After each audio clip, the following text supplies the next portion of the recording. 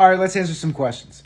A viewer asks, how can people think there can be nothing before the Big Bang, question mark, but we're not living in a fairy system and we can't because there is only one system in which science and logic rule. Physics is like the god of everything. Its rules must always exist, otherwise can't be thought. So our universe began in the infinity physics system. Okay, so I'm going to sort of consolidate this question into a few points.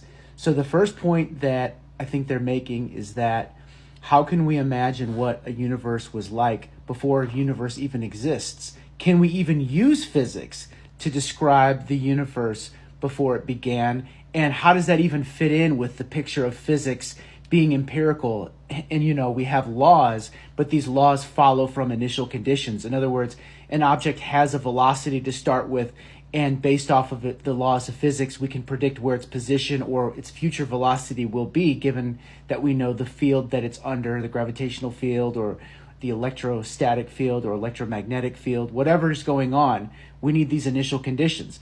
So before the Big Bang, do we even have any initial conditions? And also, I think there's another interesting point that ties in about what about multiple universes? Is there any way that we could ever know that when our universe was created, were there simultaneous universes? And is this even beyond the realm of physics? Because there's a subject called metaphysics, and metaphysics is like the study of ideas and the limits of human knowledge. And basically, some of this could be considered metaphysics, like asking questions where we don't really even have a way to gather evidence. But what's fascinating is you're going to be surprised to hear that we actually could gather some evidence from what we know about physics. Let's start with the Big Bang. Okay, the best way to think about the Big Bang is in terms of entropy, because the Big Bang is sort of this concept that the universe had a beginning, it had a singular point. And the thing about it is there might have been nothing special about this singular point compared to, like, say, a black hole that we have nowadays in the center of our galaxy. They're both singularities. But what was special about the Big Bang was this was the beginning of time, so there was no entropy in this system yet. There was no forward arrow of time. Entropy wasn't increasing or decreasing, it was static. So what I would say in year zero, before the universe begins, is we do know what the laws of physics are, and they're incredibly simple. The law of physics is there's zero entropy, nothing progresses.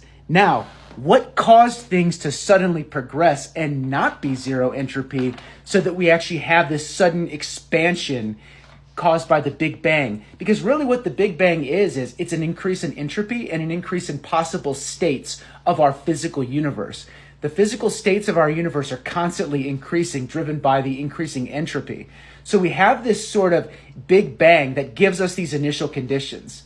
Now, the really fascinating thing to think about is when this Big Bang happens, it kind of likely sets our laws of physics into place. The speed of light, Planck's constant, all of these universal constants that we measure in physics their values were likely set at around this time during the Big Bang. And that's incredible to think about, that the Big Bang is sort of what gives us these fundamental constants, maybe even Newton's gravitational constant, things like that.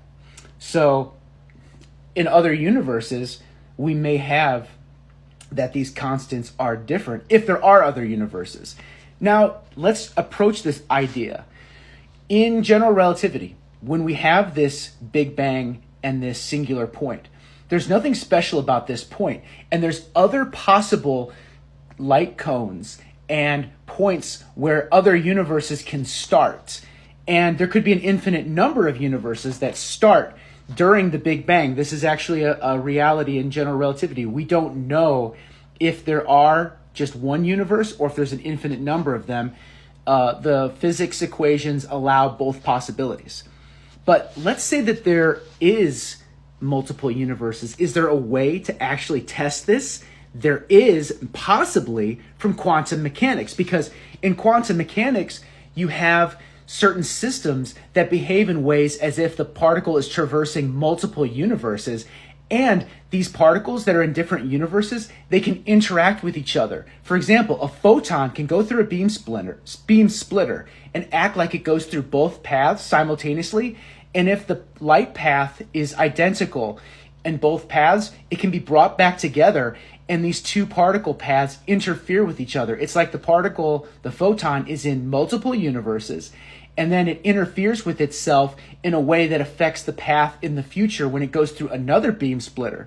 Because what happens is, if it encounters another beam splitter, it becomes a beam joiner, and it just goes the same direction it came into, depending upon the path difference, or it goes the other direction. It depends upon what the path difference is, if it constructively interferes or constructively or destructively interferes.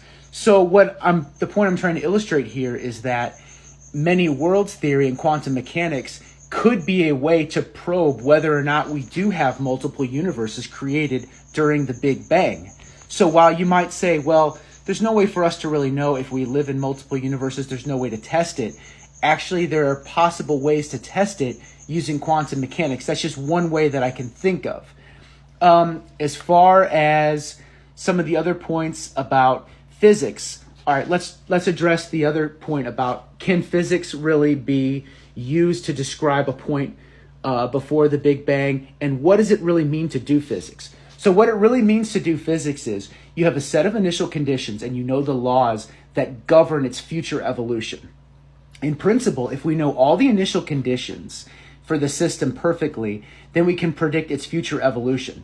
In practice, we can only approximate it because mathematically the complexity increases exponentially with the number of variables that you have. And you have things like even pendulums that are coupled, like 5 or 6 pendulums. It can be difficult to predict the future behavior of these pendulums because you have chaos getting introduced into the system. So we can't really talk about physics and the practice of physics without talking about chaotic systems.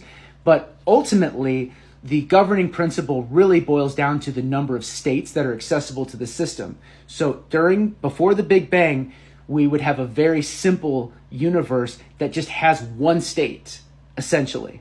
And the entropy associated with it would be zero. It wouldn't be increasing in its states until the Big Bang happens. We don't currently know why the Big Bang happened. It's interesting to think about, and we don't actually know why energy is quantized, why it comes in quantum bits, and why other things like momentum, angular momentum, specifically the spin of particles, why that is also quantized. But the quantization and the size of the quantization, essentially the Lego bit size, if you want to use an analogy with building Legos and the universe being built out of these quantized bits of Legos, that size could have been set during the Big Bang as well. So these are just a few interesting things to think about in terms of physics, and sort of a question that might at first look like it even goes beyond what you could even do with physics. But here's a way to sort of address these sort of questions actually using concepts with physics.